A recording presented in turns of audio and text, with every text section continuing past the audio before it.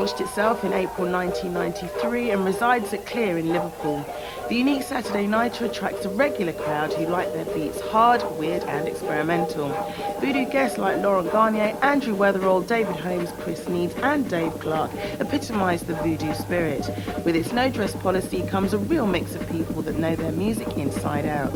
The vibe is intense, exhilarating and very friendly. Spinning the tunes tonight are Eric Powell and CJ Bolland.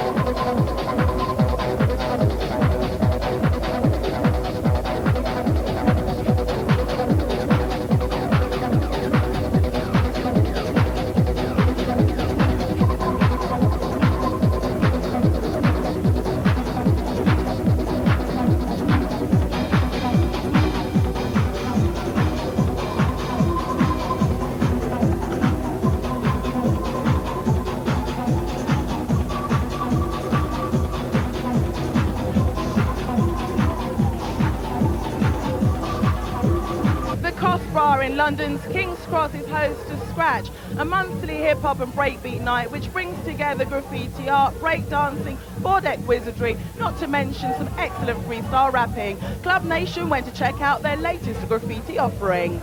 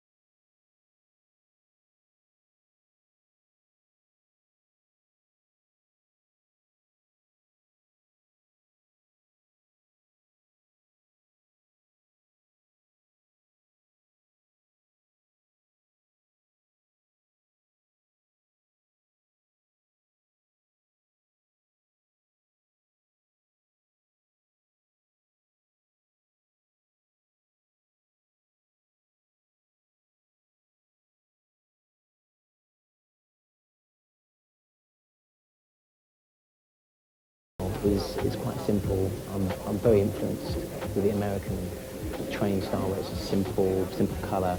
But since I've been doing it on canvas, I've really been incorporating a lot of mess together, as in just like the filling itself, colouring in, just really concentrating on that. And you can find it can expand, it can go further. That's what really made the transition for me as an artist. Could do it in more of a confined space, and then, you know, make a real bit of artwork rather than it being rushed late at night, being done on the train when it could be.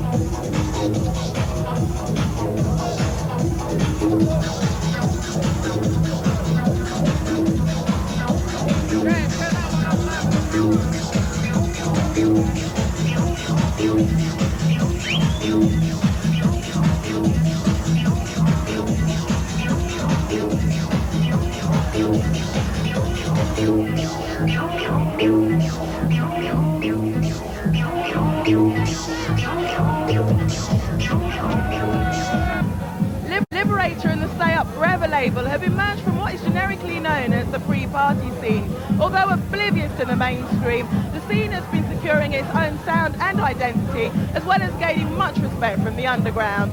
We tracked down DJ producers Liberator and found out why they're causing such a stir at the moment.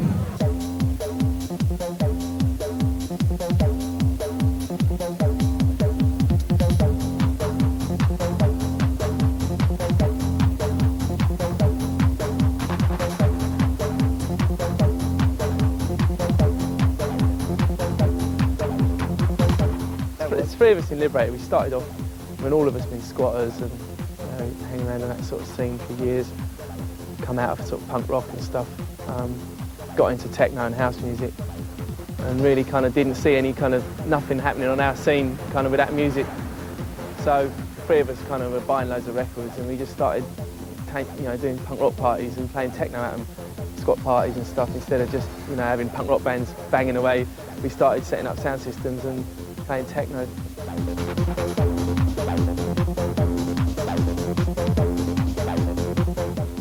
People like us, we never really been to clubs much. I wasn't really into the club scene. I know Julian, who isn't here now, has never set foot in a club in his life, But we like the music and we wanted to have parties, and it's kind of, you can't afford £10 to get in. So we're throwing our own parties for our people, for people that don't want to go to clubs, for people that haven't got the money to spend on dressing up and going out, for people that want to hear a more abrasive kind of music, that want to have a club experience, but not in a club, without all the trappings of a club, without dress restrictions, without the fact that you've got bouncers breathing down your neck, without having to pay a lot of money to go out. So it's our version of what we think clubs should be about. London, Acid City. London, Acid City. London, Acid City. London, Acid City. If you're a clubber and you walk into a free party, the thing is that you are just not restricted, and even if you don't like it, you're going to feel that, because you're going to be looking at people and you won't know how to clock them, if you like. You won't know sort of what they're about, and that's the good thing. So you do get a good mix, and these people eventually, over the last few years, it's become very mixed now, where people they go to clubs and then they finish off at free parties, and they've been doing that for maybe like the last 5 years.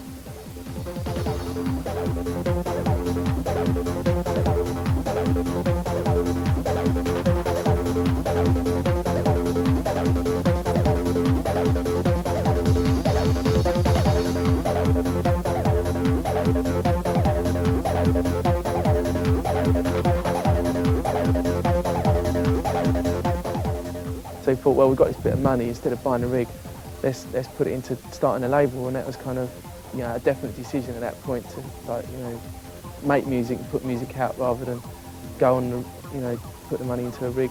The album's kind of a summing up of kind of the sound from our label and other labels that have kind of spawned from the scene. I mean, when we started, it was us and Chocky's Tunes. Now there's like Rootmaster and Smith and other labels coming out of London. There's new ones sort of forming as we speak. And last year was kind of quite bouncy, kind of 303, uplifting kind of sound. This year's stuff already is getting a bit darker.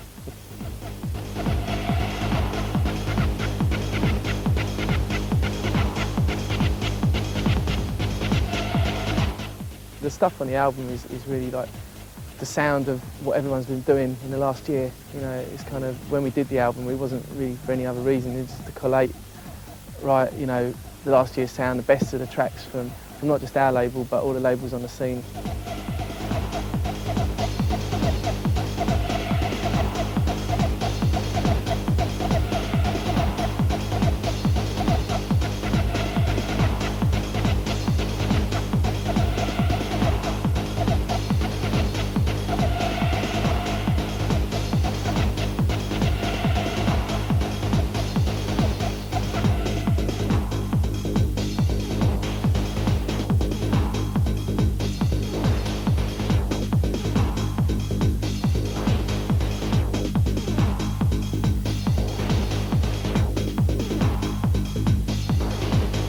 we don't represent the scene, and the scene has moved on well without us already. Yeah. So it's not like we're really that important. We just, because we're all mates and that, we come and turn up, but it's not important because there's new, fresh people doing it, and they're making it happen. We're not, because, you know, we're not there all the time, but they are. They're there. The scene is much bigger than us, like, you know what I mean? I mean, we've kind of got, we've been on it a long, long time, so we know a lot of people, and we kind of like, you know, the label's been going a long time, and, you know, reflects a lot of what's going on, and it's kind of sprung into the limelight a bit more, but the scene is fucking having it at the moment, everywhere, like, and whether we fucking disappear off it or not, it's going to be having it anyway.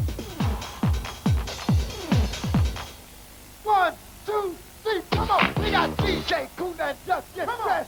Rock it to the beat, cause we are the best! We got Dusty Fresh, Chef Fizz.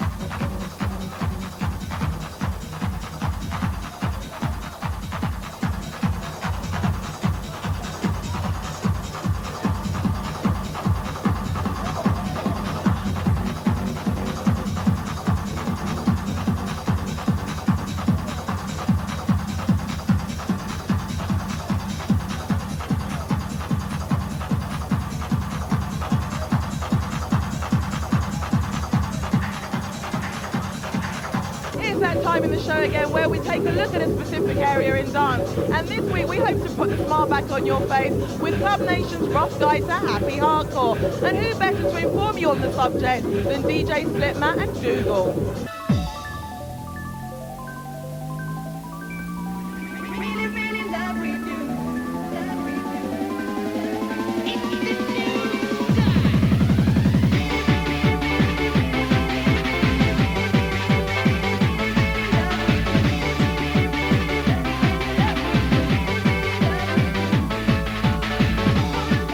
Happy hardcore is something that really is from 165 beats per minute up to 175 with a strong kick drum, most probably 9 one of the loudest things in the mix.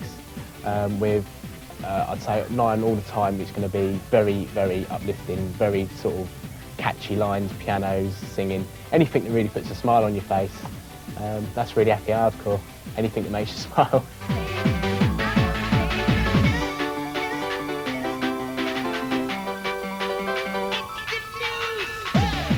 I think me and Slipmatt, we sort of started happy hardcore. We're sort of one of the first people to sort of ever play it. When I first actually started playing it, you know, no one liked it at all. They thought, what the hell is this guy playing?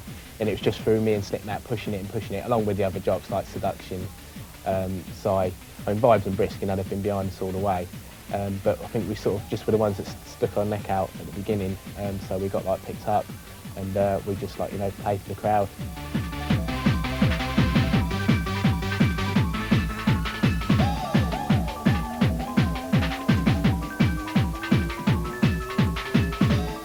Throughout '96, the hardcore thing sort of lent towards sort of gabba sort of style, where very hard and fast. I think for this year it's going to gradually slow down again. Hopefully, anyway. Maybe a bit of breakbeat element coming back into it.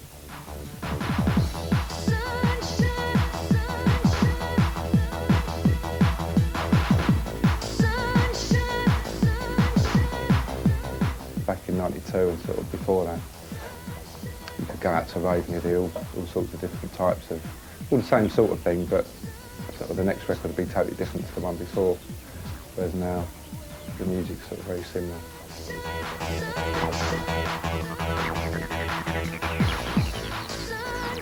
In the early days of hardcore, producers were just mashing everything together, sampling anything. It was just sample, sample, sample. Pitching vocals up so they go like Mickey Mousey, so that was like giving it a bit of a bad name. But now producers, everyone's bringing in their own singers, you know, using keyboard sounds, not using samples, and I think the music's definitely going to get a lot more recognition from doing this.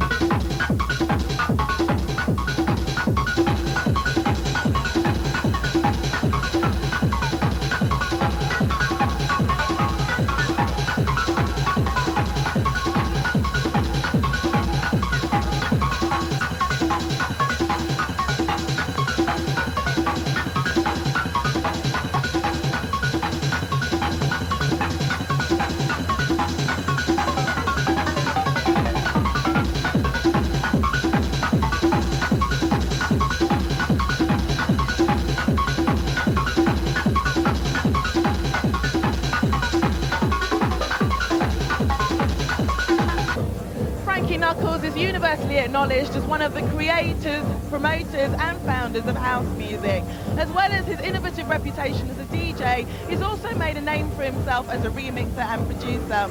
This week's Club Nation Classic goes back 8 years to 1989 for the legendary Frankie Knuckles Club Smash and one of my all-time top favourite tunes, the one and only Tears.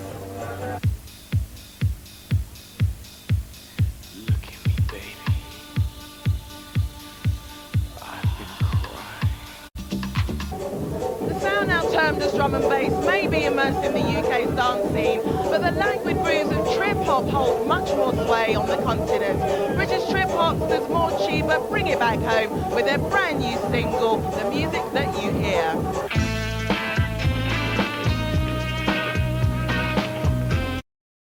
Pop DJ, as far as being a guy from a small town in Kent, can be a hip-hop DJ. I made beats and learned to use samplers and worked in studios and learned technology and stuff. And when we were doing our first early demos, there was I think a bit of a conspiracy going on that A&R people were bouncing us around.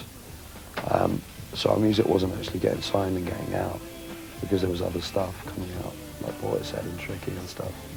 So when we finally, realised what was going on, we broke out of that cycle and got a record deal with someone else.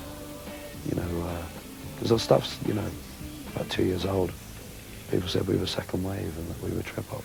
And we've been doing hip-hop and writing good songs for years, Point in my life when I said that I want to be a pop star and I'm going to make, I never thought I could make money from making music. Sort of started off in a fashion, I come from a fashion background, but I don't know, fashion background. And I just but I was always singing. I was just like, when you're little and you're always sort of singing to yourself anyway. People always telling you to shut up, and I was always being told that I couldn't sing anyway. I'm still being told that I can't sing. And then just met these guys and they're like, we're gonna make you a star. I was like, all right then. We split up with our old manager. This guy was having a baby. We went bankrupt. Everything that could go wrong went wrong. And my focus was just, we've just got to make this album. We've got to make this album. And I couldn't sleep at night. All I could think about was this album we had to make. And sure enough, the money came and things got sorted out, and this guy had a beautiful little baby, and we made a great album, Once it just come along, you focus on them, and then you achieve them, and then you change them, Where success is it's just the journey of all of it, I think, And that's shared with all the other people you work with. I mean, our record company were just falling over themselves last week because we started doing really well. So they were all crying and everything. They've been calling us wankers for most of the year.